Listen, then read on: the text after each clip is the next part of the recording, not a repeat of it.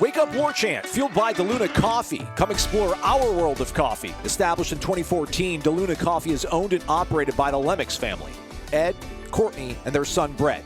Ed graduated from FSU in 1979, Brett in 2009. Lifelong fans and Florida State boosters, the Lemmixes attend multiple football games every year where you can find them tailgating near the Unconquered statue. Pull up a chair and pour yourself a Palafox Place. Named after the main hub, Palafox Place in downtown Pensacola, DeLuna has combined a Brazilian, Colombian, and African bean to give it just the right flavor. This coffee can be enjoyed any time of the day. Use the promo code WARCHANT15 for a 15% discount. Visit DeLunaCoffee.com and check out their Facebook and Instagram. From Tally to Cali, it's time to wake up. Wake up, wake up. WarChant.com is your ultimate Seminole sports source. And this is Wake Up Warchant, fueled by DeLuna Coffee. Coffee's for closers only. Now here's WarChant.com's Aslan Hajavandi and Corey Clark. METHOD, man. Hey, you, get off my ground. Wake up! What's up, everybody? It's Wake Up Warchant. It is fueled by DeLuna Coffee, DeLunaCoffee.com. Come explore our world of coffee. Explore the space. Palafox Place, Beach and Blend, some of my personal favorites, the 1559. Get it ground however you like, maybe even the whole bean. And then make coffee in the morning, every morning. You'll feel energetic, positive, upbeat. I feel all of those things right now as I get ready to do the show with Corey Clark. Hit the thumbs up, everybody. 5-star review and a rating on the iTunes device. Even subscribe to our YouTube channel. Corey Clark's so kind of him to join us before he makes the trek up to Winston-Salem. Corey, did you see this email from our guy, Gerard Clements? He also goes by Rod. I did not. Let's hear it. You just never open up your emails. It's got 3 graphs. He's just a big FSU fan. He runs a restaurant in Greensboro called Seafood Destiny. He says, look us up. I heard you on one of your YouTube videos say that you stay in Greensboro for the Wake Forest game. I would like to meet you, but most importantly, feed you. Our food is amazing. A lot of Warchant followers will give you tips. I will give you food. So he emailed you and Ira and myself. When Get was after this? I didn't see that. I wonder if it went to my spam. I didn't see that. I'm not one to just not even respond to a free food offer. Tuesday, 2:39 p.m. he emailed us. Okay, all right. So I'll forward it to you. He also sent a photo, I think, of him and his family outside the Unconquered statue. So, beautiful family. So go out there, get some free food from him. Let us know how it goes. I don't know exactly when I'm rolling up there. If I actually do stay in Greensboro on Friday night, I will definitely look my man up. It's Gerard Clements, you said? He goes by Rod, but yeah, Gerard. But yeah, he's Rod. He puts in quotation marks in between. Oh, Gerard sorry. Rod. Yeah, I'm seeing it now. I apologize for not responding, buddy. But yes, if I'm in town, if I'm rolling through Greensboro before y'all close, I'm gonna definitely make sure that I get some food. You don't have to get. I'm not getting it for free. I'll pay for it. But I always like to support the people that support us, Aslan. Right on, indeed. Again, DeLunaCoffee.com does that for us as well. All right, Corey, I actually feel a little bit good. You've got a column up on WarChant.com. I almost wanted to make your column a choose-your-own-adventure where you would write the first 7 graphs and then it would be like, click here to follow Corey's train of thought. Click here if you want to go down the dark path that Aslan has in his brain. You did a nice column research, so I decided to do some research on Wake Forest. You did research on what happens to programs that are FBS, big boy, Power 5 teams that end up losing to FCS teams. I feel like you probably could have been a little more critical or a little more dire of what does happen to these programs, but you found, as you usually do, you found the silver lining, the good sort of example amidst the chaos. What did you find out? Yeah, my thought process there was we all know what I think of that loss, and we all know what I think of the perception of this coaching staff after that loss. It's not positive, and I don't think it would stun anyone to know that teams that lose to FCS teams don't normally have a good season. It's usually not. It doesn't usually turn around. But I did think it was interesting. Out of the last 37 Power 5 teams that have lost to an FCS school, I would have thought 35 of them had losing seasons, or 36, because you're losing to an FCS school. Well, it was I think it was 28. One went 6-6, and then 8 other ones actually had winning records. So it's not, my point being, it's not an absolute final nail in the coffin on a season. Teams have turned it around before. I certainly wasn't, I wasn't trying to make the case that this program is about to win an ACC championship in 2021. Just that there's more data to come. And there have been plenty of programs, like I said, five in the last 5 years. There were 3 in one season, crazily, that all had winning records after losing to an FCS school. So it can happen. Teams do get better. Teams do improve. But it's also, as I pointed out, it's not likely. It's what do you got, a 25% chance of having a winning season. And of those 37 schools that did lose to an FCS school over the last 20 years, you can imagine how many of them got new coaches. It was a lot. So, but still, there's hope. A little bit of hope. Not even hope. It's just, I wanted to point out that it's not bereft of hope. There have been some teams. I'm not saying Florida State is going to be one. Clearly, Saturday will tell us everything in that regard. But there have been teams that have rebounded from awful losses to come back and have nice seasons, and for those coaches to have nice careers. Florida State takes on Wake Forest Saturday, 3:30. That'll be on ESPN. Corey and Ira will be up there on behalf of WarChant.com. WarChant Wrap to follow, post-game show to follow as well on our YouTube channel. So in looking at Wake Forest, the tough thing here, and I know people don't want to talk about Jacksonville State. We're going to probably not talk about Jacksonville State a lot in this show. There are some questions we have to get back to from Renegade Express that were from earlier in the week that might be JSU-centric. So don't blame us, and don't blame the people that submitted those questions. Just blame time. We only have so much of it, and we couldn't get to all of it earlier in the week. So obviously a tricky thing with Wake Forest playing two teams, one being an FCS team, the other being Old Dominion. Crazy fact about Old Dominion, Corey, they did not play last season. Not that crazy. A lot of teams didn't play last season, but they were one of the teams that did not play last year. So that's who Wake Forest opened up against. They hadn't played a football game in over 600 some days, and they had a brand new coaching staff as well.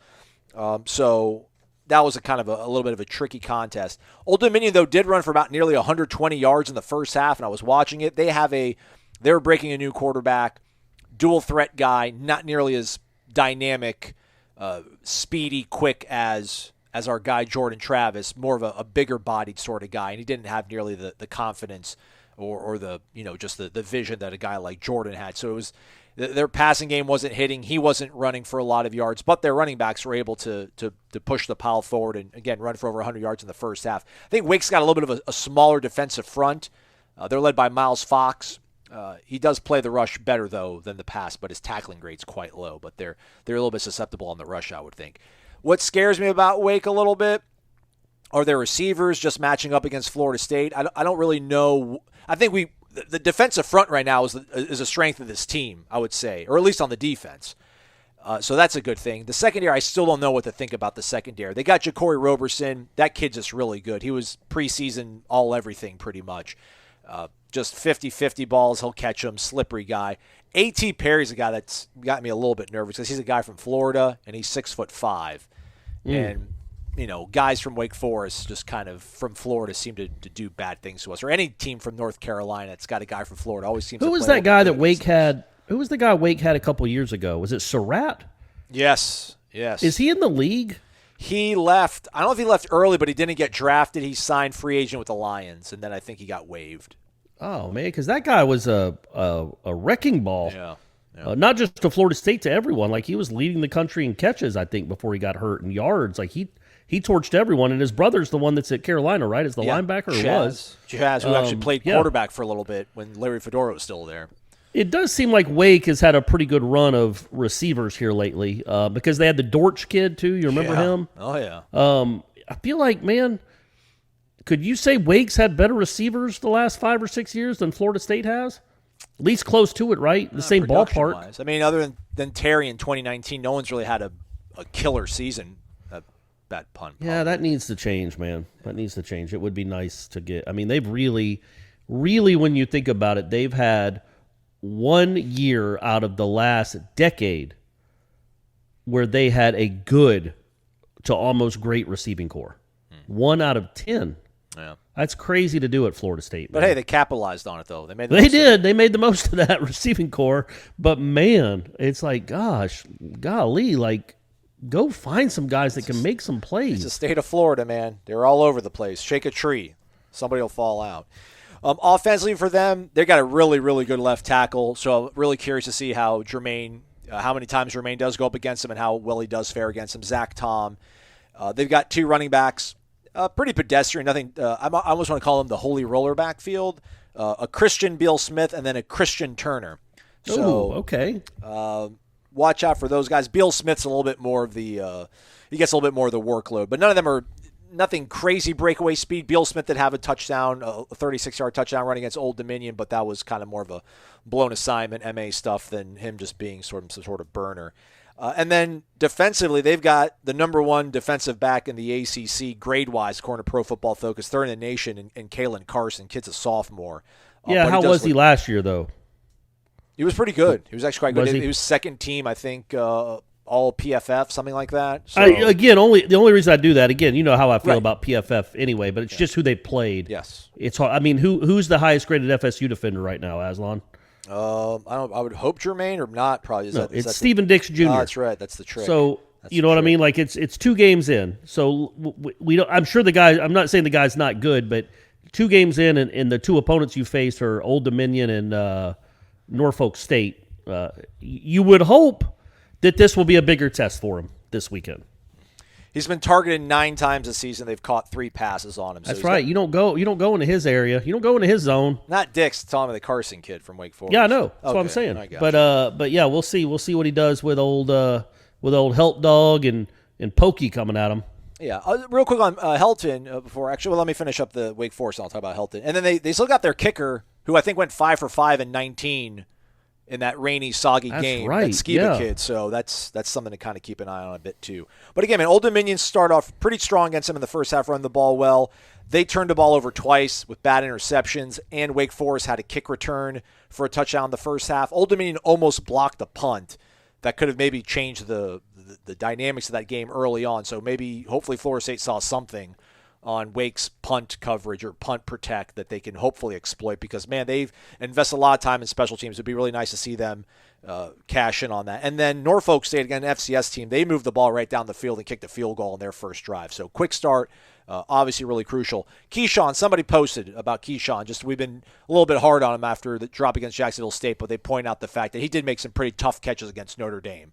So let's not maybe be so hard on him. Yeah, I mean, but look, man, that's the nature of the beast, right? That's the nature of the sport. It's the nature of athletics. That's a horrible drop. Yes. And he had one in the Louisville game too last year. Those are horrible. Got to stop doing it drops. And nobody likes, well, Ira probably likes Keyshawn more than I do, just because he had that really nice article and spent a lot of time with him last year. But I like Keyshawn, man. I've told you, I think I like him as a player. I think he's going to be good this year, and he is a great kid. I'm rooting for him, but you know, that's an awful drop, man. And that's the kind of stuff that Florida State needs to get rid of.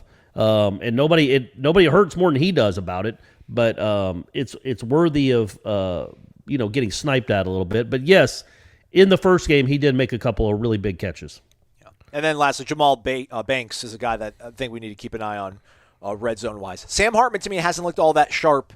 I know he's top 10 in every passing category in Wake Forest history, but again, it's Wake Forest maybe not the most profound, prolific offensive attack in collegiate football history. I imagine Riley Skinner holds all their records. Yeah. And then John Wolford, who actually I think played against, he was like the guy that almost beat Jimbo in the last season, who ended up playing for the Rams in the playoffs this last year. That's right. Yeah.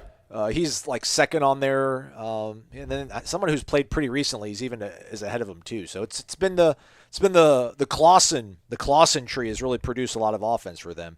And they still do run a pretty high-tempo offense. But, yeah, I mean, their quarterback doesn't look that daunting, and their defense a little bit leaky, at least defending against the run, and especially early on. So it will be absolutely crucial for them to start fast, just for confidence too, right, Corey? I mean, we talked about a little bit about the whole PK Sam drama on Twitter and sniping at your own team and boy, the locker room. Travis Johnson came for him. Yeah. Oh gosh. We don't have to get into that. Just go find it on Twitter. Travis Johnson, PK Sam. I don't even want to talk about it. There's an e-warrant out for Travis Johnson for manslaughter. I mean, my God, good. We're still cool. I hope, Travis. You can come on the show anytime you want. But there has to be. I didn't see any of it in practice. I think Ira might have seen a little bit early on. He talked about kind of the difference between Tuesday and Wednesday's practice. Energy, coaches trying to create some more juice.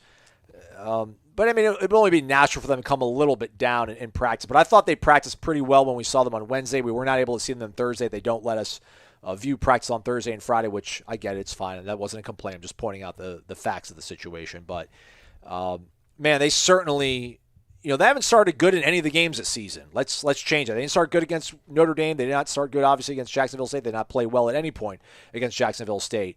I do think if they can score early, man, I do think this is a game they can win, and they can win it comfortably. Maybe by 2.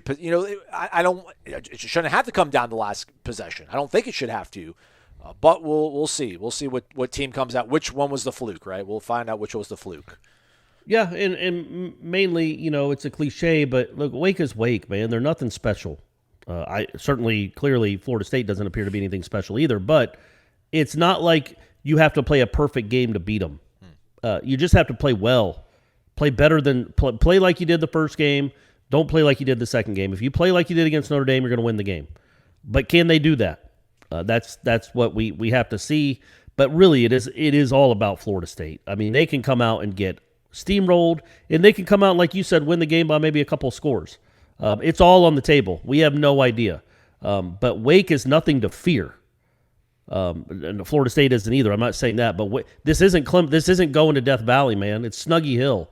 If you play well and play situations well and maybe convert a third down and get off the field on defense on third downs, you will win the game. But you got to go do it. So it's not like they're outmanned. To the point that they have no shot, or they're a 20-point underdog. They're a 5.5-point underdog. This is a coin flip to me. I know technically with the odds of gamblers, it's not a coin flip. It's not a pick 'em. But to me, this is a coin flip game. If you play well and you maybe get a break, you're going to win this game. If you don't play well, you got no chance. So where are you at in terms of, I guess, like just a generic sort of thought about, like, will defense carry the day, or is the offense going to have to play? Mark. I mean, look, Wake and I know last season was last season. There were a lot of. It was just it's hard to judge, hard to gauge. But Wake's defense last season was horrific. Correct. It was worse than Florida State's, or right in the running. I mean, they were both awful. I don't know that Wake Forest has made. I don't think Wake Forest's defense has gotten. It has improved as much as Florida State's. We wouldn't know that because of who they played. But I do think Florida State's defense is better than Wake Forest's. I just do. I think they're better up front. I do think they have some players in the defensive backfield. It'd be nice if they showed up here and started proving it, and quit giving up long touchdowns or interfering on third down. But I do think Florida State has is better defensively than Wake Forest. My concern is, can this offensive coaching staff exploit it?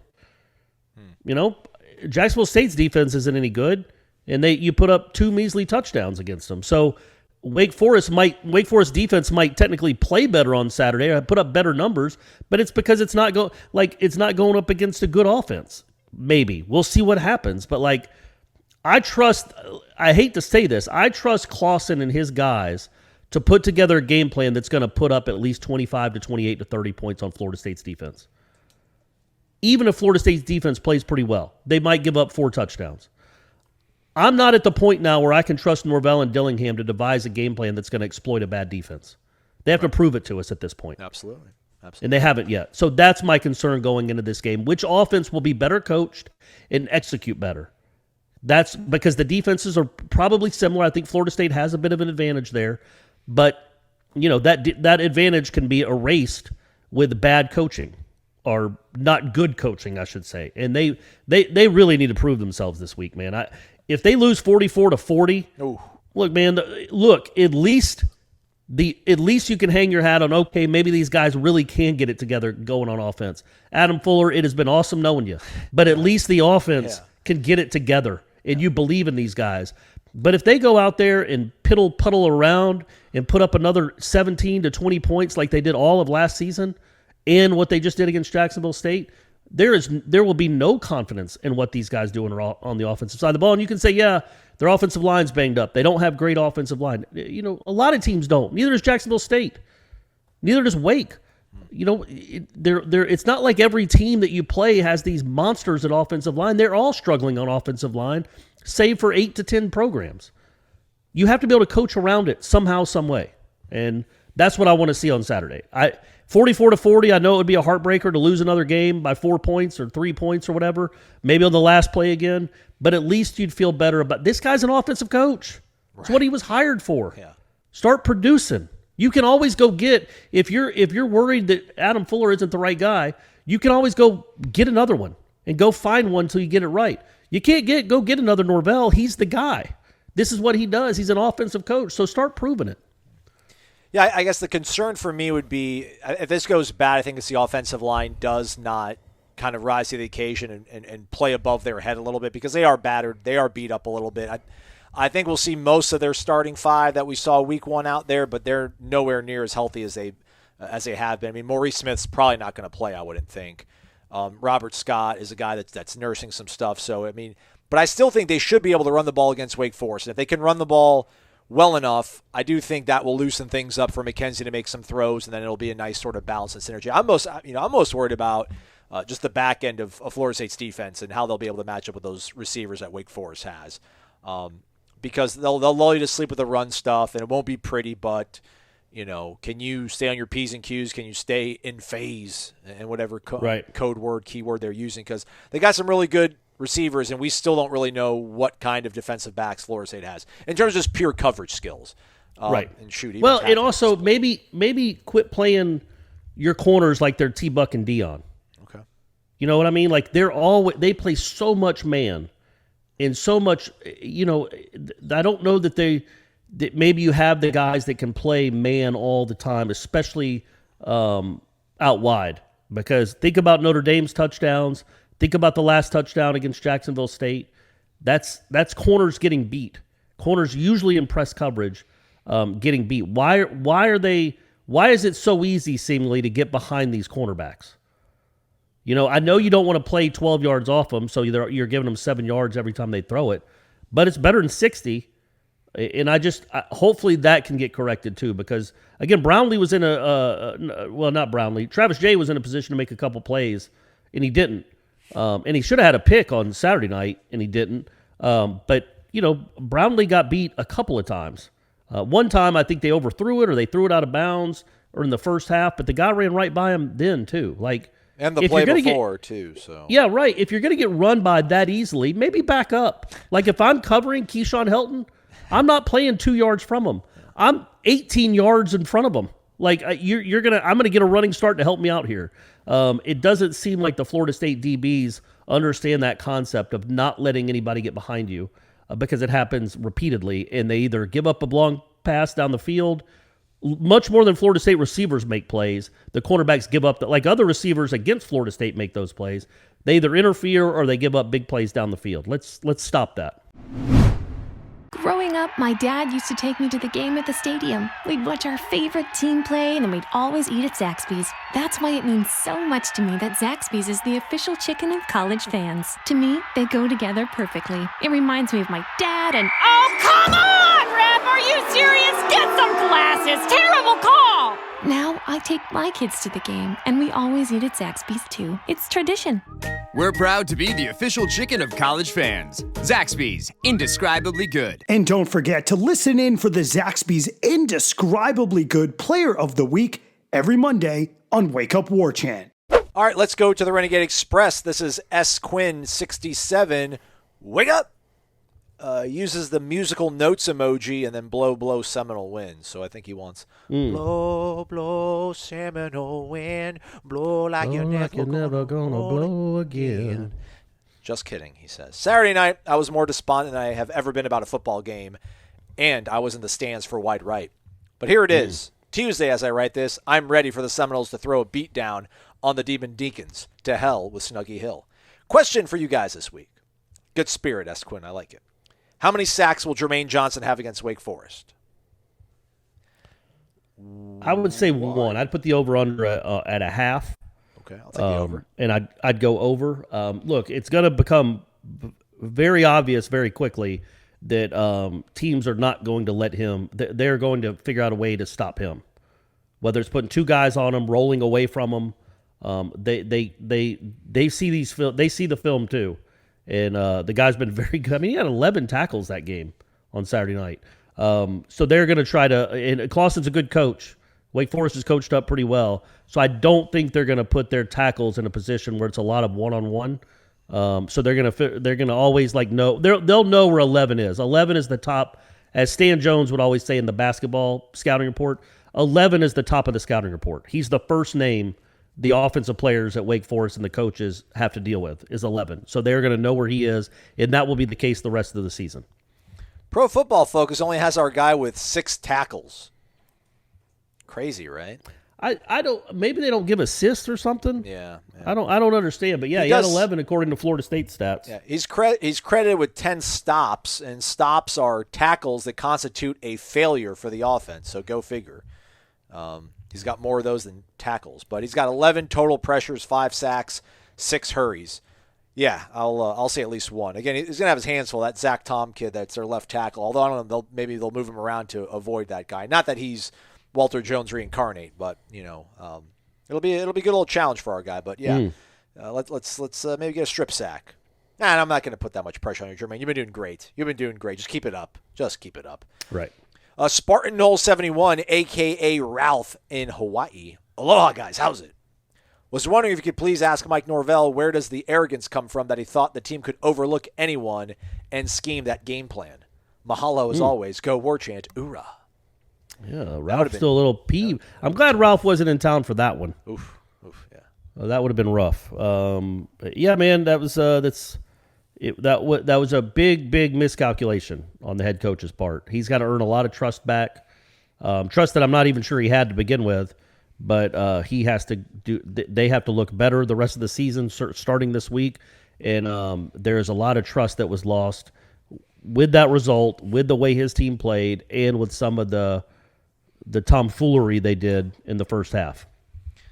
What kind of gave me a little bit of anxiety earlier this week was just again, I think that's a good Notre Dame team, but defensively, they put 41 on you.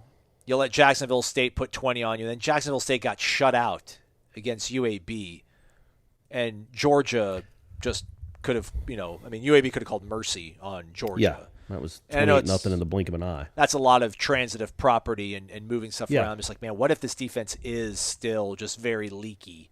But it has looked different. The front, teams haven't been able to run the ball nowhere near as effectively as they were to last season. So that does limit a lot of the damage you're going to take. But yeah, I'm sure they saw UAB. I saw UAB shut out Jacksonville State. I'm like, okay, we're good there. We can keep moving this thing along. So yeah, that's where that area. Well, UAB actually scored touchdowns in the second half. That helped. That helped things. But yeah, the defense for 50 minutes had held them to 7 points. Right? They had played pretty well. Not incredible. But pretty well. And then, look, we've talked a lot about that last play, and I'm not going to do it again. Well, that second to last drive was abysmal, too. The reason your coach went for it on 4th and 3 instead of kicking the field goal to go up by 13, which, again, I'm all for that decision because the way your defense had been playing, even if you don't get it there, if you get it, you put the game away. If you kick the field goal, it's still a 2-score game. And, frankly, you would have lost anyway. 21-12. Well, he had to at least make the extra point. But the reason he did that is because you're still up by 2 scores if you don't get it. I don't like the call. I like the decision to go for it. Not the call was ridiculous. But you're like, okay, they're not going to go 97 yards on our defense. Oh, wait, yeah, they will. And pretty quickly, too, in 9 plays. Thanks to a couple, what'd you have, 2 pass interferences and then a targeting on that drive. So, again, it's just What are you going to do, man? Jarian Jones has to grab a guy from Jacksonville State to cover him. You can't, on 3rd down, you can't just play that straight up. You have to interfere with him. That's a little just – that whole drive was discouraging because I felt it coming. It's because it's a Florida State game. They can't make it easy. So once they didn't score there, I'm like, man, if Jacksonville State goes down the field here, they're right in this game, and then Florida State will have to get a first down or two to win it, and Florida State doesn't do that right now. They don't have that in their DNA right now, and it played out just like that. I had no idea. I actually thought Jacksonville State mismanaged the last drive a ton to only go 25 yards in a minute, 25 seconds. But then. And then that happened. But yes, the defense was really bad there the last two drives. I remember after the Samford game in 18 and looking for silver linings, like, well, it was a short week. But even going into it, like after Virginia Tech, I was like, listen, your biggest growth is going from week 1 to week 2. And we saw the way they played against Samford, and they were like, well, they had a short week. Maybe it'll be the following week, which I don't know. Was that Syracuse week 3? Yes, I think so. That's not good. I do wonder, sort of with that arrogance of them they did not take Jacksonville State seriously. Maybe we will see that week 1 to week 2 growth this week. Maybe it was deferred. I'm hoping. That's all I can hope for. Primetime 92. Hey, guys. Before I ask my question, I need to vent for a bit. He's got 3 things he wants to vent about. Let's go. Do our defensive backs lead the nation in dropped interceptions and pounding the grass after the play? I mean, they're showing some passion. They're mad at themselves. Was it Travis Jay that was like, wasn't Travis Jay? I think Akeem Dent. I think, who was it? I think Dix. I mean, it would have been a great play, but Dix dropped one on that, either the second to last drive or the last drive. I mean, it would have been a great play. It was over his head, but it hit his hands and it fell incomplete. He could have made the play. All right. Dear God, that broadcast was abysmal. Penalty, commercial, 3 and out, commercial, targeting review, penalty. Just unwatchable. Can someone knock the refs off their high horse? You can call a penalty every play if you want, but it doesn't mean you should. Okay, noted. It was a tough watch. Crazy thing, though, is it really wasn't that long of a game. I thought it was. I'm like, God, this game's never going to end. But I'm like, it's still only 3.5 hours. It's about standard. Third, someone mentioned this program being cursed. I am starting to see it. Just can't finish plays. Example, Amari Gaynor wide open for a safety and whiffs. Drop passes. Guys slipping. Just crazy to see how many bad things can happen in a row. Now to my question. If we lose to Wake Forest, can the podcast Monday be a call-in grief counseling session? Another FSU football season over in September. I mean, we're already there, big guy. I think. Well. You can win the ACC, right? Go start 1-0 in ACC play and see what happens. Yeah, and again, I don't necessarily think a loss to Wake. I don't think, even if Florida State wins that game against Jacksonville State on Saturday, I don't know that they would have been favored this week. And if they would have been, it would have been I think at most it's a pick'em or a 1-point game. Like, this was always going to be a tough game. So when we were doing records at the beginning of the year, and we thought anywhere from 4 wins to 7 wins, 8 wins if they got really lucky, 6 is usually where we landed. This game wasn't considered a win. So even if they play better and lose, clearly you're going to be upset. I get it. I got to quit saying clearly. I say that a lot now. I don't know where that came from. Making up for the first 40-something years of my life where I didn't say it at all. But you'll be upset, and rightfully. But if they at least compete and play well, it's a game in the fourth quarter, and maybe they get a bad break or you don't take advantage of a break, something like that.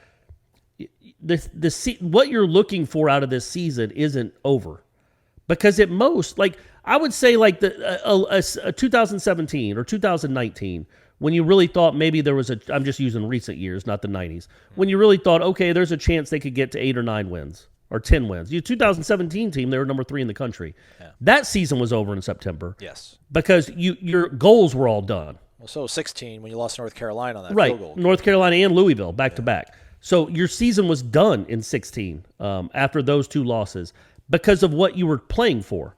Well, this season was never going to be about championships. So in that regard, the season isn't over at all, right? You're still, the goal of getting to mediocrity, to getting to 5 or 6 wins and showing improvement is still out there to be had, even with a loss on Saturday. Yeah, you still got some winnable games out there. Oh, definitely, but Jacksonville State was a guaranteed win, and then Wake Forest was one of your 50-50 coin flips, and it's like you've lost. Yeah, that's the hard one. So you got to make up for it. You got to beat a team that you're not expected to beat. But I guess my point is I don't feel like this is a normal Florida State season where it does feel like things are lost in September. There's nothing left to play for. Yeah. There's a lot for this team and this coaching staff to play for. just as far as perception and building a program. The record is the record. You're not playing for a championship. We got it. But you can still build a little goodwill and build a little belief over these next 10 weeks, depending on how you play. FSU's biggest fan, self-proclaimed. It's not verified. He didn't win a test for that, did he? No. Been around since 2007 on the boards, only 54 posts from Oneida, Tennessee. So okay. We can check. All right, here's the deal. FSU's going to play much better than we did Saturday. How could we not? We will improve in every aspect of the game. With that being said, Wake by 21. What say you? No. If Florida State plays well, they will not get beat by 21 points by Wake. This is Wake Forest, man. Again, I know Florida State hasn't always played well in that building, but and Wake is a solid team. They're a bowl team probably, especially when they open up with the two people they opened up with. Florida State could learn something from that, actually. Maybe open up with some easy wins. I say that. I know what just happened. I got it. But next year you got Duquesne, baby. You got Duquesne next year to start out. But, no, Wake Forest isn't that much better than Florida State, that if both teams play well, that Florida State doesn't have terrible mistakes, they're going to lose by 21 points if they care to be there, which is a big if. Man, I just think Mackenzie Milton, they're going to get out of his way. Everything's going to be tailored to him. It's not going to be looking over the sideline, wondering if this is actually you knew it was going to be the second series of the game. But just nothing worked. Just in terms of catering something to a guy that's been through a lot, probably not the best management of using him the way they did against Jacksonville State and game planning and setting everything up. Find it hard to believe that he won't get some stuff rolling. They worked on some stuff Wednesday that exploited and brushed up some of the deficiencies people have been pointing out. I also do think there's potential for a little bit of a ooh, that was cool. So okay, I'll a little tease. That's a little tease. I'm sure a bunch of us will tweet it like, "Oh, we saw that at practice, but we couldn't tell you about it." But maybe they won't. Maybe they won't use whatever they were oohing and awing us with. But yeah, man, you got him on the offense. They are pretty devoid of leadership on the offensive side of the ball. Man, they're very young. Offensive linemen usually aren't guys that are going to bark and step up and make things happen. I do like Jay Sean Corbin. I don't know how vocal the leader is, but I just think I think McKenzie's not going to let it be ugly and get out of control. I think on the defense, Lovett and Jermaine Johnson are guys that got pride, and they're not going to go to freaking Winston-Salem and get embarrassed. I just don't foresee that happening, man. I just don't. So I mean, who knows? It could happen. I really don't know. I just don't see it happening. It's fine. I could be wrong. We'll talk about it. We can make fun of me. We do it all the time. BWC05 Nole, wake up! Now that we've had a few days to digest whatever that was on Saturday night, can we all agree that was a horrific loss and arguably the worst loss in FSU history? Yeah, absolutely. I mean, it's the worst one. I'm not going to argue. Yep. I mean, what would you argue? I mean, I'm sorry. No offense to the people that came behind us. I'm not a millennial Gen Zer that doesn't care about anything that happened before I was alive. But there's nothing you could tell me like the Mudra loss. I mean, I don't know. There's nothing. I mean, they couldn't play the school, the Cumberlands, and been up 28-0 in the fourth quarter and blown the lead. It pales in comparison to where this program is now, what the expectations are, and what that team was that you lost against. There's no argument to it all. It's the worst loss in Florida State history. Yes. Having said that, are we putting too much stock in the end result and not recognizing how incredibly fluky that game was? No. I mean, come on, no. You had a drop, walk-in touchdown, a game-sealing interception wiped out by a targeting penalty initiated by the replay booth, a bizarre misjudgment play call in the final play, 20-plus penalties between the two teams, and what felt like a dozen injury timeouts for Jacksonville State. I guess what I'm asking is, could it be possible that things are not as bad as it seems, and this was a Murphy's Law game? Murphy's Law obviously being the law that when something goes wrong, everything goes wrong. Is that correct, Corey? Something like that. Things can go wrong. Yeah, I feel like that's, sure. Whatever can go wrong went wrong. Yeah, I mean, whatever can go wrong will go wrong. Yeah, they created their own bad luck, though, with not, approaching this from a sound sort of, let's get a lead, let's put the nail in the coffin, then we can start getting cute with things. So, I mean, that wasn't a fluke. That was you could call the last play a fluke. You could call it his bad luck that the interception was wiped out. Nice play by Brownlee, too.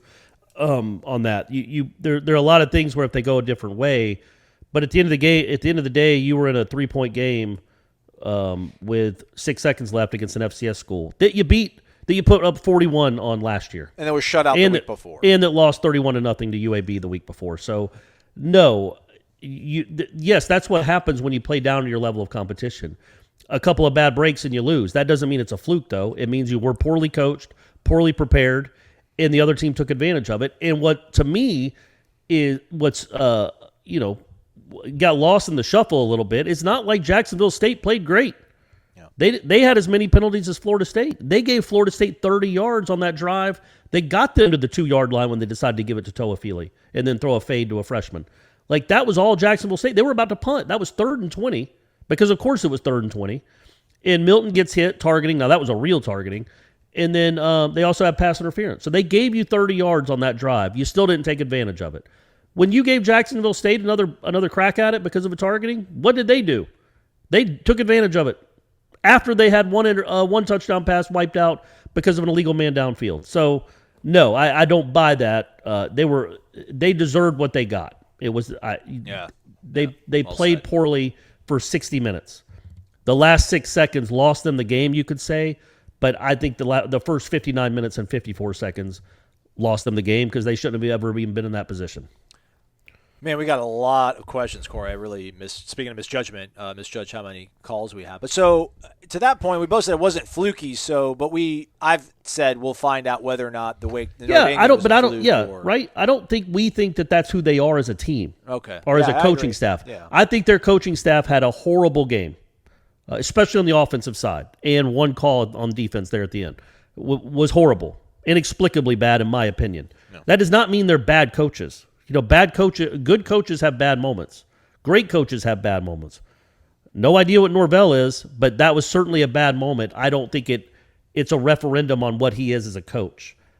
This season, in totality, will tell us more than that one game, but that certainly was not a great example of him being a tremendous coach. So hopefully we see it on Saturday. More scouting notes from Wake Forest, courtesy of MX Hudso in Utah. Here are some comments on what Dave Clawson said about FSU this week earlier on Packer and Durham. Dave Clawson, Wake Forest coach, basically said that it's an embarrassment to lose to an FCS team. Or rather, I apologize, Dave Clawson basically said that it is not an embarrassment to lose to an FCS team. He said that league's talent level has gotten much better and they aren't having their best players' talent drained by the NFL early. They're filled with older players with lots of experience. He also said he believes Adam Fuller is a very good coach. They used to coach together at Richmond. And has Florida State's defense playing much better. He also said that he believes Mike Norvell is a very good coach and that he has buy-in and that rebuilds take time. That it's, quote, going to click, and that he just hopes it's not this week when it clicks. All right, there you go. All right, yeah, hey, sure, go for it. You're listening to the longest episode of Wake Up Warchant this year, I feel like. I apologize. So let's get right to it. MyBookie.ag. Use the promo code Warchant to get your first deposit doubled instantly. Let's get right to it. I've been horrible after 1 week. Redemption, possibly. Let's go over Troy, Southern Miss. 50 is the number. Let's go over on that one. We got Mississippi State playing at Memphis. 64 is the over-under. Let's take the over. Memphis put 55 on Arkansas State last week. And then let's take the Noles straight up as an underdog. You put $50 down and if Florida State wins straight up and Mississippi State and Memphis can combine for more than 64 points and Troy and Southern Miss can combine for more than 50 points, you'll get $442. MyBookie.ag, promo code Warchant. Please work. Jimbo Jangles, wake up! Longtime listener, first-time poster. Absolutely love the show and all you guys do to keep us entertained. Thank you, Jimbo Jangles. Appreciate it. Solid. It's our pleasure, Jimbo Jangles. Solid avatar. He's got the player haters ball photo of Dave Chappelle as Silky Johnson, hater of the year. Nice. Only question is about the tips. How do I give and where does that money go? Aslan's home project fund, Corey's ultra beer needs. A little bit of that, a little column A, a little column B. But, maybe saving a little bit for Travis Hunter. Yeah. By the way, I maybe we can't do it this show because there's a lot of questions to get to, but I really do want to talk about the comments that Gary Patterson made at TCU. Maybe we don't have to do it this show, but I think that is the future of this sport. That is where it's going. That's where it's currently at. And the team that takes advantage of it first is the team that can get back to relevance first. Talk it out, lay it out. We got 6 questions. I'll figure out a way to make it quick. But go ahead, lay it out, Corey. You sent Ira and I the text, but it was basically Gary Patterson talking to his boosters at a booster club meeting. He's the coach at TCU, talking about how basically telling those boosters, now that the NIL is here, they have to pony up. He was talking more about keeping the players on the roster because he said, look, we have 5 or 6 SEC schools. They're going to be offering these kids X amount of money to come play for them with the new NIL rules. We have to pony up. You guys have to pony up or we can't compete. Like basically saying we can bring some kids on campus, but to keep them here, we have to give them deals that want to keep them here because they will start seeing all these other lucrative deals around the country, specifically in the SEC area, and want to go play there and make money. And I don't think you and I can blame them for that. No. If there's more money to be made at another school, they're going to want to do it. On that same token, I think the days of maybe not at the SEC schools, because that's the problem. The SEC schools get enough money from TV and their boosters that they can do both. They can pay their coaches exorbitant amounts of money and also figure out ways to stream booster money through over-the-table, real-life job offers to these recruits and players to give them sponsorship deals for the NIL, to keep them happy, to keep them paid, well-paid, compensated. I don't know that Florida State is in that position right now to do that. So the schools like TCU, the schools like Florida State, the schools in that, I think Florida State has a little bit more money to work with than TCU, especially now that TCU is really without a conference. But how do you start spending this booster money? Where is booster money more needed? Is it needed to build an IPF or a football mansion? Or do you funnel some of that money to real life legitimate sponsorship opportunities through boosters who have their own businesses to these recruits? Because I know it's icky, but it's legal now. And are you going to pay the likes of Adam Fuller $800,000 and pay Travis Hunter $0? Is that even realistic now? And that's what all these coaches are dealing with right now. And that's just the reality of the sport. It's not legislated at all. And the NCAA has no teeth now anyway. So it's basically the Wild West. And I'd be really interested if we could sit and have a beer with Norvell and talk about what plans they have in place with these boosters to make sure these players are, again, it might make you feel icky, but it's reality. What sponsorship deals they have lined up for these players to make sure they're lucrative enough to get them on campus and keep them away from other schools. He did say it. What the crazy thing was, it's easier to get to where we are than it is to stay where we are. That was a scary thing for me. It's like, man, like you spend all this energy getting to, TCU's had a little bit of a few down years, I think, but man, I think from like 2010 to 18, they'd get like an 11-win season every 2-3 years. I mean, and he's talking about how difficult. Do you think that was difficult? It's like that pales in comparison to holding on to all these guys now. What Corey was saying, multiple SEC teams coming after our guys saying we can offer you this amount of money, and it's terribly deflating. You almost wish they could have a franchise tag or something to protect some of these guys, but it's not having to re-recruit them. It's having to make sure that they're compensated and happy. And you said in the text message with Ira and I, is it worth overspending, paying a defensive coordinator $800,000, or somehow figuring out a way to create opportunities to bring 7 or 8 scholarship athletes to your school? And that, when you put it that way, I'm like, well, absolutely that. Like Adam Fuller, overpaid, sure, underperforming, absolutely. But man, yeah, give me the defensive coordinator from Godby, and if I had 7 or 8 like quality dudes that are on Georgia and Alabama or Clemson's roster, probably would take that over what we have now and then Adam Fuller. Well, and that's the math you have to do, right, moving forward. Until this gets cleared up, and it might not ever. This just might be the way of the world. There's only a finite amount of money in a place like Florida State. Do you pay an unproven defensive coordinator close to $1 million a year, or let's say 2.4 over 3 years, or do you cut that in half and you have a pool of $1.2 million? Now, a lot of those salaries to the coaches do come from boosters. That's why it's not Florida State paying these players. It's boosters figuring out a way through a legitimate company to pay these guys. It's not like they're going to the Cayman Islands, but you have to figure it out a way to big money boosters, instead of saying, hey, they're always raising money. Where's this money going? Well, we got to pay Willie's buyout. We got to pay our defensive coordinator $3 million over 3 years. Okay, now the money's going to be, okay, we got 2 5-star recruits that want to come here, but they need some assurances that they will have sponsorship deals in place when they get here. That's the reality of where you are, man. And that it was like when Patterson said what he said, I'm like, yeah, it hadn't really dawned on me that much, because on headlines on Tuesday, I was half jokingly saying that they should cut Adam Fuller's salary in half to $400,000 a year, and somehow that other $400,000 should matriculate itself into the Sewanee, Georgia area, into the Hunter household. Yes. Whatever you have to do to keep him. But now I'm not even joking about it. Like, if it's legal, which it is, if you can arrange different avenues and platforms and sponsorship deals for that kid or for these 4 or 5 kids, to me, that's as big a deal as getting paying a defensive coordinator $1 million. Yeah. The players matter, man. The players matter. Now, is Adam Fuller going to say no to $400,000? You're still living life, Adam. You're still making 4 bills, man. 4 large. Tax-free. You're still living it. You're from Massachusetts. You know how much they take out of your paycheck and taxes up there? Man, It's ain't no tax-free in state Florida. income tax here, buddy. You're still being compensated. So anyway, that's a joke. But legitimately, it's something that has to be clearly. I did it again. Obviously, that is something that the boosters have to figure out. The coaches have to figure out, because, man, the SEC is going to pay and pay big, and it's all legal.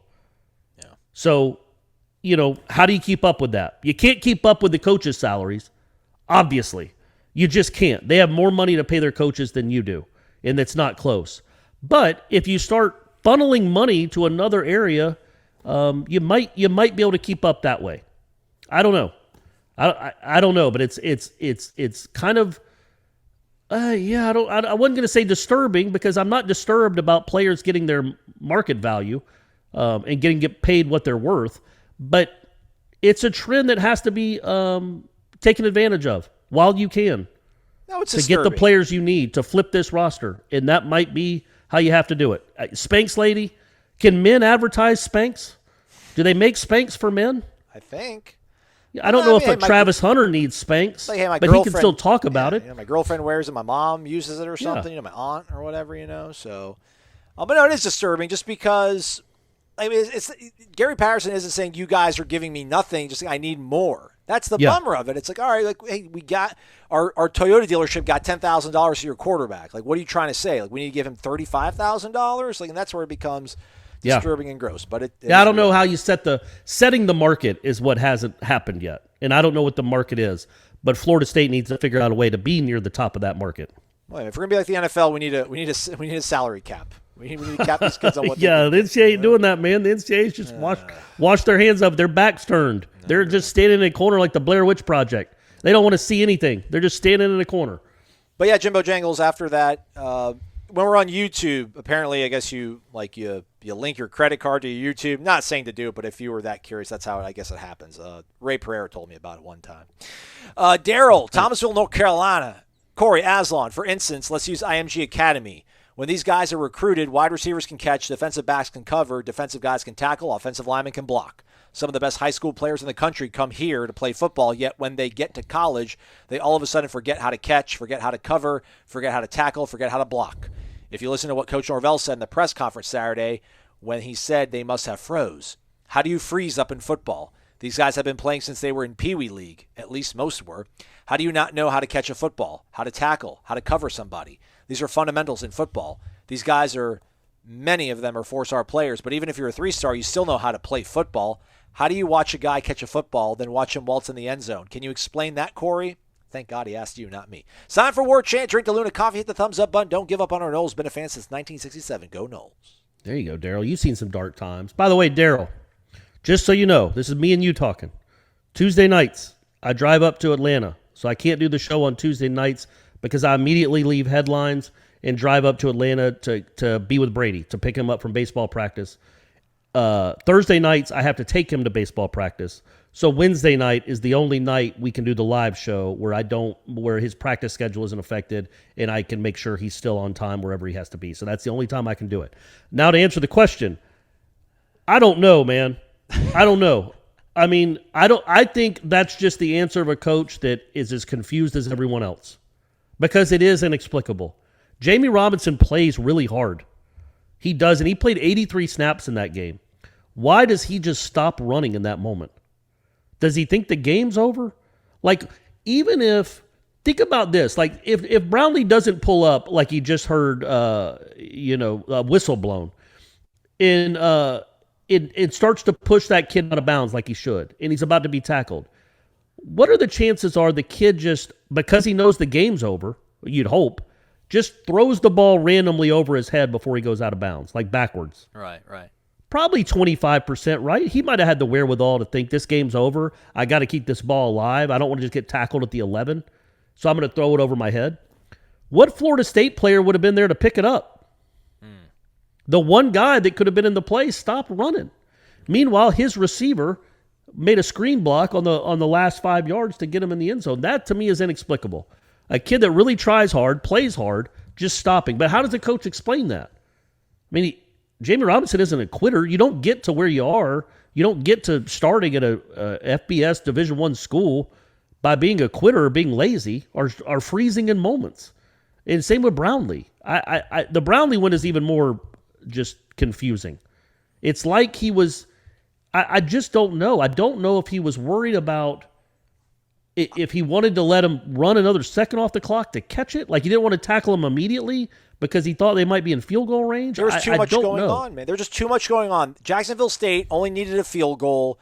They completed a deep pass. It didn't feel like a Hail Mary. They had a timeout left. I mean, there's just so many things. But there's never a reason to not tackle a kid. But it's like, all right, he caught it. I can't explain, but me watching it live, and listen, I'm trying to tell you what I'm thinking, and I'm not a smart guy. Like, when it happened, I didn't know what was going on, Corey. I'm like, all right, caught it. I'm like, that's not good. And then when he kept running, I'm like, wait, if he scores right here, the game is over, right? Yeah. And then he scored. Yeah. I'm like, the game is over. Like, it didn't even process in my head when he dropped back, okay, this is possibly the last play. I'm like, all right, he's going to try to get 20 yards, and they're going to try to kick a field goal, and they're going to try to use their last timeout, run out, and kick a field goal. Literally, I had no part of me thought they were going to try to go deep for a Hail Mary or do some Tyreek Hill underneath route and then have their guy, blaze by everybody else that was playing in a prevent defense. Like, no part of me thought they were going for the win there. I'm like, they're going to do everything they can to get the field goal. Maybe Jarvis Brownlee thought that, so I don't want to dog him too much on like where his mind was, but then when everything's happening and it's real life, you have to still hold the guy up. That's what you do in practice. If you would have done that in practice, you would have got yelled at. But again, man, it's 60,000 people yelling, and it's real life. It's real drama. It was a crazy confluence of nonsense that happened to let them win that final game. But agreed. But yes, I don't understand the frozen. I just don't. I think that's it. If you're a coach trying to figure out what to say, I don't know what else you can say. You don't say they quit. Yeah. You don't say they don't like to win. So they just froze up in a odd moment. They had brain farts, especially Brownlee. Williams tried. He just ran off the field. Robinson didn't try, and Brownlee just pulled up. Like those are unexplainable decisions. So you just use a catch-all, like they froze in the moment, I guess. All right, let's see if we can maybe end off on a higher note as we try to wrap up and get through the rest of these. BSims01, wake up, love the show, listen to it every morning on my commute to work in Arizona. Nice. Awesome, man. Thank you. Appreciate that. One thing I saw in 2020 that gave me hope for this year was our ability to script plays that seemed to always make the first drive look great. Things went south after that first drive, but the scripted plays looked on time and efficient. We have not seen that same efficiency with the 2021 script that we saw in 2020. Any reason why? As always, like and subscribe to the show. Drink that DeLuna coffee. Eat at Zaxby's. I sure wish there was one in Arizona. Let's go Noles. Thank you, B-Sims. And that's a good point. The Notre Dame, they were expecting Marcus Freeman to do something that he historically done or something. It wasn't anything like that. And Travis made a horrible mistake by throwing that ball right at Deshaun Corbin's numbers on first down. Like that play was blown up. It wasn't working. A more experienced quarterback throws that over his head or at his feet. Instead, he throws it where he has to catch it, and it's a 6-yard loss. So that drive's over. It's done. Because no script they had for that first drive had them in 2nd and 16 on a screen pass. That didn't even occur to them. So once this offense gets to 2nd and above 9, it's not going to get a first down, apparently. And then the Jacksonville State game, wasn't that the Helton play? Yes, it was. So that one, they moved all right. Like, they did have to go for it on fourth down, but he's wide open. That's a touchdown. And it just didn't quite work out. But yes, that would be a nice sign to see because they have, well, no, I don't know. The Notre Dame game, they made some adjustments and scored some points late, which was something they did not do. This game on Saturday against Jacksonville State was a whole lot like what we saw last year from the offense. Just a bunch of diddly poo in the second half. Didn't make an adjustment, didn't figure out how to go score, didn't do anything really. Again, the only time they got close to scoring in the second half, other than their 53-yard field goal, was thanks to 30 yards and penalties. So didn't do a whole lot in the second half. I'd like to see, obviously, that. But, yeah, you'd like them to come out of the gate strong again, man. Like, figure out, they were really good at that last year. Figure out a way to do that. That was the bummer, man, is that the second half offense was so terrible last year, and it looked pretty good against Notre Dame that you thought, all right, man, they've got that part of this thing figured out. That's pretty cool. Yeah.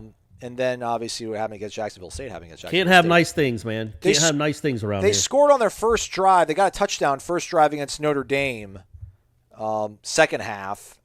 And I'm trying to look at – do you remember what they did against Jacksonville State? I'm trying to pull it up right now. I know they didn't score a touchdown. Third quarter, Florida State, they went 6 plays, 13 yards, and they punted. So, yeah, that was good. But, hey, they got the first one they did. I mean, the first, again, you hit you hit Keyshawn, and sky's the limit that game, but they did not.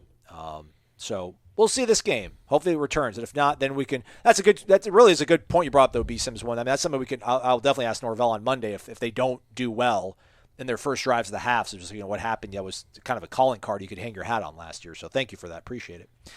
Noel Dude 1015, hello, wake up from Colorado. This is technically my second post, but first time on this thread. Corey, it was great seeing you in person at Corner Pocket for the Notre Dame game. I was the one who mistakenly thought a person was Aslan. Ha-ha. Now for the question. Do you remember that at all, Corey? I don't know. Yes. It was nice meeting you, too. Thank you for coming out. I'm glad you got to see a good game.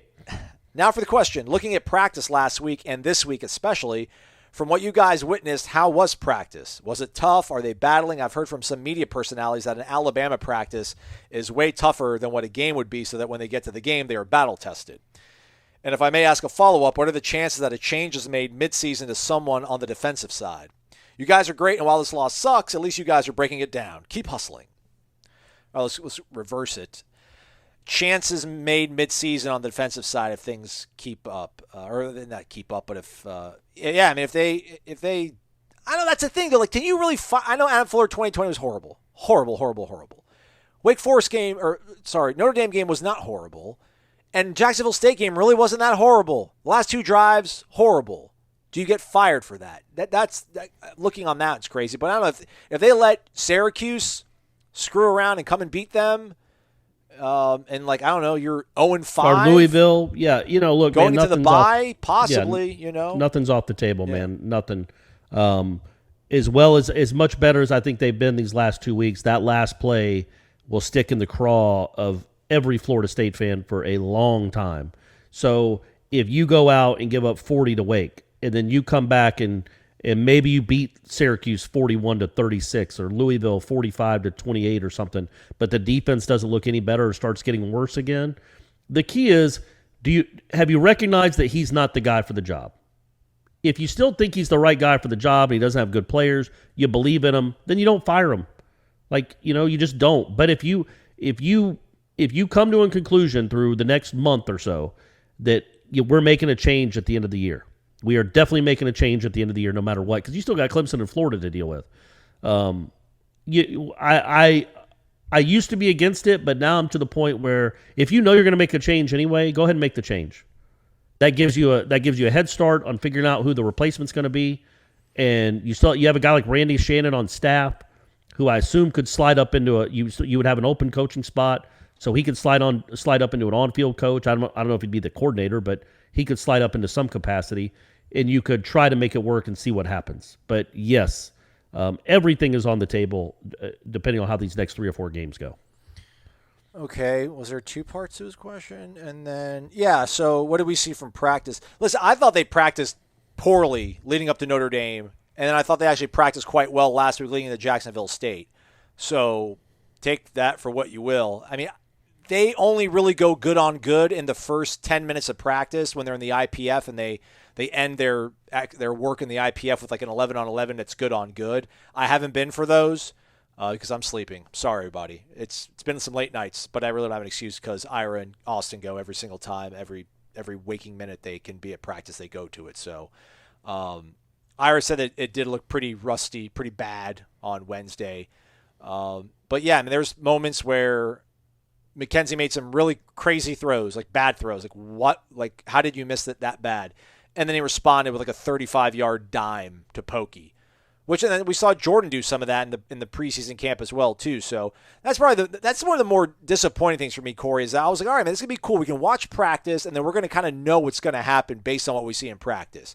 But through 2 weeks, man, no, I don't know, maybe what they do Thursday and Friday, and then what they talk about at the hotel on Friday night is really what sets the table for how they perform on Saturday. But there's been nothing I've seen at practice that was like, okay, this is why they played the way they did against Notre Dame.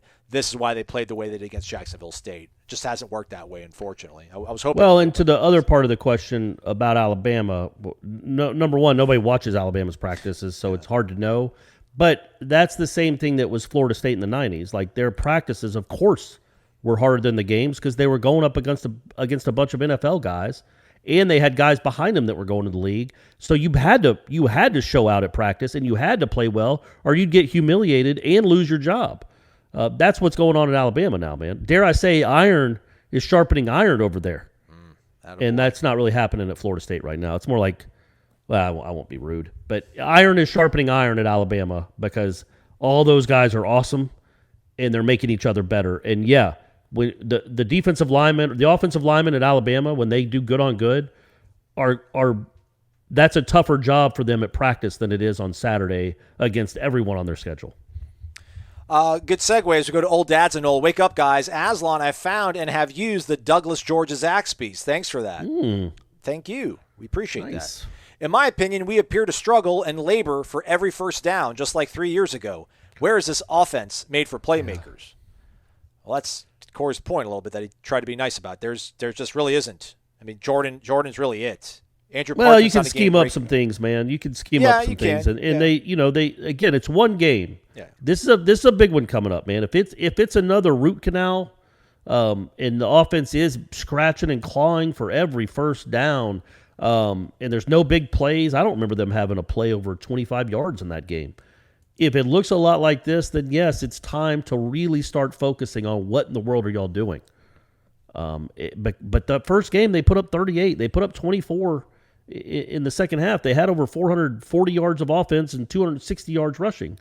Like they were good in that first game offensively. They looked like they had taken a big step. And then on Saturday night, they took a step into a big pile of cow dung, but we'll see what they look like on Saturday. Maybe they'll be back to what they look like against Notre Dame. If they're not, then yes, there's some issues that need to be addressed on offense, and it wasn't just a one-game blip. Old Dads and Noel continues, I would like to point out receivers. I don't review game film or anything like that, but are they just never open? It's hard to tell because you really need the all-22. Because television focuses on who's got the ball, so you really can't see a lot of it, especially anything downfield. Is that the poor play design, or can they just not get any separation from defenders? Parchment, wasn't he supposed to be the next Lawrence Dawsey? I looked it up. Combined 60 pass attempts for 312 yards. That's horrible and definitely not reaching big play status by any stretch.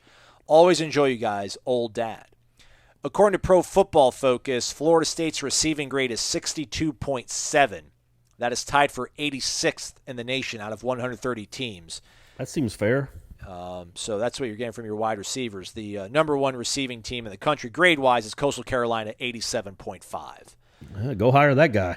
So the wide receivers coach at Coastal Carolina, he's getting it done. Again, it's a small sample size. It's 2 games, and they haven't that first game they didn't throw a ton. I think they completed 14 passes, 13 passes. But yeah, we don't know. We don't know if it's the quarterbacks aren't seeing them. They're open and they're not getting it on time, or probably more likely, they're not getting open. And that has to change. And, having Pokey back should help a little bit. but also go make plays, man. Again, just go make plays. Figure out a way to make a guy miss. Figure out a way to catch a ball, or start recruit. I mean, they're already doing it, but you got to recruit over these guys if they can't get this done. And look, it's early on in Williamson's career, and I thought he had some okay moments in that game. He made a couple guys miss. It's early on in Portier's career, but if they're not getting on the field now, if they're not a part of the game plan now with what we've seen so far, do we foresee them being a part of it in the future? Or are they just going to be recruited over? I know it's 11 games into their career. It's 2 games into their second year. They're still technically redshirt freshmen, but Portier's not making an impact at all. Jordan Young is, he's just not going to be a part of things. So, where is the future at that position? Well said. 2 more. Let's get through it. Sabaxley 12-12. It's been a long time from our guy in Dothan. Gentlemen, wake up. After the last play of last week's game, I sat down in the stands wondering what just happened. During the game, after the 4th and goal play that was ruled incomplete, I looked at my son and said, we're about to lose this game. He shook his head and said, nah, but we deserve to. Then we watched JSU rush Bobby Bowdenfield, listened to their fans mock the war chant, and then saw their players place a flag on the logo. I was numb and didn't have anything to say. Then I read Corey's column. Corey, you always find a way to pen out how I feel about this team. Thank you for being able to express, how we all feel, so we can at least express how we are feeling. You're welcome, man. You're welcome. It's my pleasure. Just trying to let it breathe a little bit there for you. After hearing Adam Fuller at the press conference, I realized how much I really like him and how I wish he could be successful. You don't get to be defensive coordinator at an FBS school without knowing football, so where is the disconnect? We went from Stoops to Pruitt to Kelly to Barnett and now Fuller.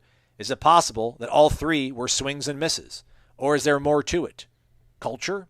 Is it the players? Maybe the pressure to succeed? I don't know if there's an answer to that, so here's my question for you. If this team rallies, thank you for not asking, because I don't know, man. I don't know where the disconnect is. I just don't. If this team rallies after this horrible loss and pulls off a miracle the next 5 games, which I truly think they can, will Fuller be forgiven, or will that last play always be associated with him? And if I'm going to be totally honest, I hope they can win the next 5 games.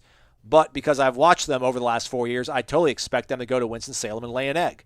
Thanks for reading my question and your thoughts. Go Noles. Well done, Sabaxley. If they can pull, what's a miracle these next 5 games? Like 5-0, 4-1? I mean, if they end the season 6-6, if they make a bowl game, he's probably sticking around. Well, I don't know if that's necessarily true. If it depends on what the defense does. But yeah, I mean, it's not his story isn't done being written at Florida State. These so poetic there, Corey. These last 10 games, or maybe these next 5 games, will define what his future is at Florida State. Just like they could very well define everybody on that staff what their future is at Florida State. So we'll see. Again, I think the defense is better. Until those last 2 drives, I felt pretty good about it. I thought it was the strength of the team. And they weren't giving up busted plays. Except for the first one to Notre Dame, they had gone, 20 drives, 21 drives in a row without giving up just a straight-up busted coverage, and then they did it 2 times in the span of 4 minutes, basically 4 plays on that second touchdown by Jacksonville State, and then did what they did at the end. So that's never going away. Adam Fuller would have to have a Jeremy Pruitt type season for people to forget about it or forgive. But right now, nobody's forgetting and nobody's forgiving. And I don't know how that it's going to be impossible, just in the reality we live in 2021 with the players he has and the team this is, for anybody to forgive or forget because of what this team ends up doing this season, because it's not going to be a special season. It probably won't even be a winning season.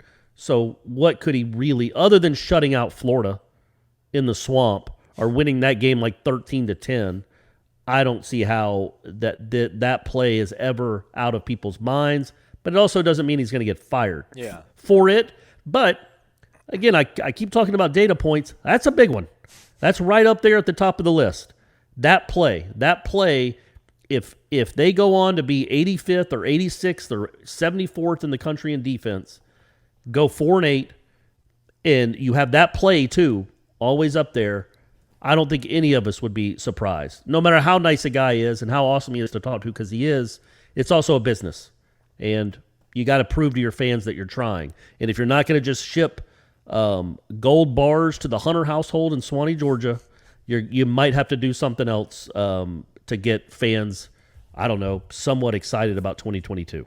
Yeah, 15 seconds, and let's get to this last question. Corey, you talked about last year Norvell not wanting possibly to fire Adam Fuller because it wasn't a fair year to judge him, because he wouldn't want to be judged on 2020, so why would he judge his fellow coaches that same way? Do you think part of it, maybe Norvell, I mean, I don't know if it was practical to fire Adam Fuller after that game or not. I'm sure a lot of people are like, yes, it was. But how do you think any of it was the fact that he mismanaged like the use of timeouts in that game? And boy, they would have loved to have a timeout themselves to have maybe gathered their thoughts. And he didn't put his defensive staff in the best situation either offensively. I mean, do you think any of that factors into maybe why Adam Fuller does still have the job? Like if he would have blown that in a 38-34 game, is he fired? I think it's different, man. If that was their 41st point of the game, then maybe 2 games in you're making a change. Maybe. But the defense has been better than the offense. Absolutely. They've been absolutely better than they were last year. Yeah, absolutely. And better than the offense. Yes. So, I don't know. That doesn't mean that's going to keep going, but I don't think, I mean, as bad as much of a debacle as that last play was, the defense isn't the reason they're 0-2. So I don't know what that would do and what message that sends to the players, because I feel like a lot of the players are like, man, that's kind of on our head coach too. Like, our offense didn't do anything. Why are you firing the guy that held them to 14 points until 0 seconds were on the clock? Like, that should have been enough to win, period. Yeah. So you're going to fire Dillingham? Right. I think that's a legitimate question. I mean, if you're just going on performance from this year, Dillingham has performed worse than Fuller in my mind. So, who deserves to be on the chopping block? So, no, I don't think it doesn't make sense to even talk about that now, because I do think the defense has improved. It's improved, honestly, probably a little bit more than I thought, at least through 2 games. We now shall see, because you got some ACC teams coming. It's starting this Saturday, and again, they're not great. Wake Forest, Syracuse, and Louisville isn't exactly a murderer's row. If you give up an average of 30 to 35 to these 3, I don't think there might be some real talk about what are we waiting for. But right now, I don't think that's the time. And they might go out and play awesome, man. There is a chance that they go out and play really well on Saturday. Let's not even put it out in the universe that Adam Fuller's job is on the line, because he's about to get a spiked baseball from Chip Baker. They're about to shut out the Deeks on the road. Get some revenge for that 2006 game. Okay, let's get out of here. Sorry. 5-9, wake up from San Diego. Love listening to you guys every morning, and I was hopeful as Ira, and even convinced myself Norvell was winning 8 games this season before disaster Saturday that left me sick to my stomach. My question for you two is, do you still have confidence that Mike Norvell is the guy to lead this program back to at least 10 wins in consecutive seasons? I do not. I just don't. That was me saying I do not. I just don't know. It's hard. I just hope everybody realizes when Jimbo said all that bullshit that you all thought was bullshit, it wasn't bullshit. It's hard to win. It's hard to win every week. 10 wins is hard. And we're seeing it happen. Are we allowed to cuss on the show now, or are you going to beep that out? I'm beeping it out. But okay. I'm not mad at you, 5'9". I'm not mad at anybody. I've been standing for 75 minutes. I'm a little bit tired. But it is. We took it for granted, man. It's Florida State. Listen, I get it. Bobby had this thing rolling, spinning like a top, and then Jimbo comes in and after a few hiccups gets it rolling, spinning like a top. So you think this is just what we do here? We can just autopilot our way into 10 wins. It's the ACC. It's crummy. Wrong. So yeah. But if you can hold on this recruiting class, that's a good start. But man, you have to stockpile this roster with really good talent, man. You have to have Travis Hunters to probably win 10 games. You need a Dalvin Cook around here to pick up a horrible defense to win 10 games. And who knows, man? Maybe Miami will hire a good coach finally. Florida's probably back. That's not going to help you get to 10 wins. Clemson's not going anywhere anytime soon. Those are 2 losses right there, most likely, if you don't get exceptionally better. And you want to win 10 games, that's, it's tough.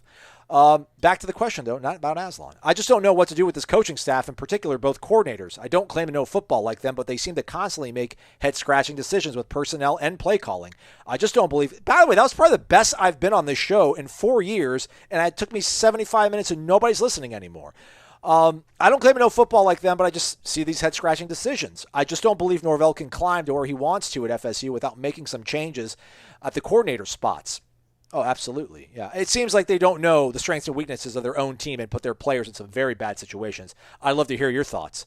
I'm done. What about you, Corey?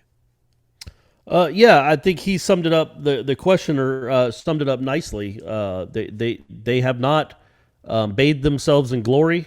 They have not given us any reason to believe in them. Norvell has given us no reason to believe in him. But all that said, things turn, man. Things can turn. It would be weird for me to say, yes, I have all the confidence in the world he's turning it around, because that would be a lie. I don't. I just watched him lose to Jacksonville State. But I still think it's possible. That's why I wrote the column about all the other schools that have lost to FCS teams. It is not a death knell. It is not the final nail in his coffin at Florida State. Things can turn around.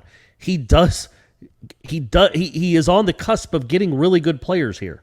Now, can they survive that? Can a recruiting class survive, I don't know, a 2-10, 3-9, 4-8 season that includes a loss to Jacksonville State? I don't know.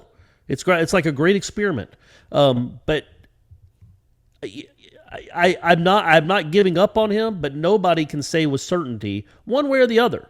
It's too small a sample size to say he can't get it done. But it's also, there's been no indication at all, especially this season, that he is the right guy for it. And that's where we are, man. I get it, man. I get the frustration. I get the frustration with the coordinators. And I get the frustration as a Florida State fan watching other teams get better and you just spiraling into the mud and just staying in the mud. And every single year seems to get worse. And I get how that could be very, very frustrating. I feel like you can hear it in my voice that it's a little bit frustrating. So we'll see, man. Ask us again in November. I don't think he's in danger of losing a job. I don't know that they could afford it anyway. Excuse me. Sorry for the cough, everyone. I hope that wasn't picked up. But, he can turn it around. He can turn it around. I think he will get a third year. I think that's an almost guarantee at this point. Probably. But, man, that third year, you got to see some proof, man, because this is a wounded, angry fan base, and it could turn into apathy again real quick. And when it hits apathy, you're done. So, man, figure out a way to win some games. I know what you were talking about, Jimbo, that it's hard to win football games. It ain't this hard. When you're at Florida State, you should never be 3-8. You should never be, what have they won 16 games in 3.5 years? I mean, they are making it a sport to see how hard it is to make it hard to win football games. From Boise State, losing to Boise State when you have a big lead, nonsense Virginia, not reviewing a double pass against Miami, and on, and then the debacles of last year, and then on and on and on. It's like, concluding with Saturday night, it's like, how much more can this fan base take of straight filth and ick and grossness?